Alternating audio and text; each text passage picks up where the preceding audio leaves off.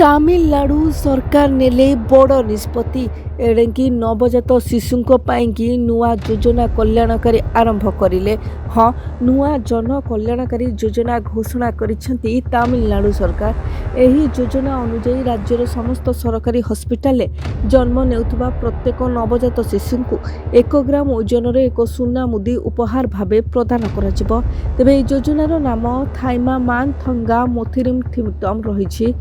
ରାଜ୍ୟ ସରକାରଙ୍କ ସୂଚନା ଅନୁସାରେ ଏହି ଯୋଜନା ସେପ୍ଟେମ୍ବର 15 ତାରିଖରୁ କାର୍ଯ୍ୟକାରୀ ହେବ।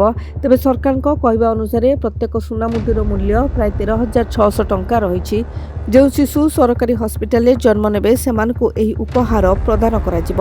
ଏଥିପାଇଁ ସରକାର 755 କୋଟି ଟଙ୍କା ମଞ୍ଜୁର କରିଛନ୍ତି। ତେବେ ରାଜ୍ୟ ସରକାର କହିଛନ୍ତି ଏହି ଯୋଜନା ତାମିଲ ସଂସ୍କୃତିର ଥାଇମାନ୍ସିର ପରମ୍ପରାରୁ ପ୍ରେରିତ। ଏହି ପରମ୍ପରାରେ ନବଜାତ ଶିଶୁର ଜନ୍ମ ପରେ ମାଙ୍କ ଭାଇ ଅର୍ଥାତ୍ ମାମୁଁ ଶିଶୁକୁ ଉପହାର ଦେଇ ତାକୁ ସ୍ୱାଗତ କରିବା ସହ ମାତୃତ୍ୱକୁ ସମ୍ମାନ ଜଣାଇଥାନ୍ତି। ଏହି ପରମ୍ପରାକୁ ଆଧାର କରି ତାମିଲନାଡୁର ସରକାର କହିଛନ୍ତି ଯେ ଏହି ଯୋଜନା ମାଧ୍ୟମରେ ସରକାର ନିଜ ନବଜାତ ଶିଶୁଙ୍କ ପାଇଁ ମାମୁଁ ହୋଇ ସୁନା ମୁଦି ଦେବେ।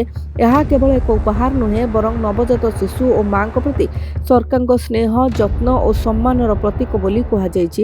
ଏହି ଯୋଜନା ମାଧ୍ୟମରେ ସରକାରୀ ହସ୍ପିଟାଲରେ ପ୍ରସବକୁ ଅଧିକ ପ୍ରୋତ୍ସାହନ ମିଳିବା ସହ ମା ଓ ଶିଶୁଙ୍କ ସ୍ୱାସ୍ଥ୍ୟ ସୁରକ୍ଷାକୁ ଆହୁରି ମଜବୁତ କରିବାରେ ସହାୟକ ହେବ ବୋଲି ତାମିଲନାଡୁ ସରକାର ଆଶା ପ୍ରକାଶ କରିଛନ୍ତି। Bureau report, Biraja news.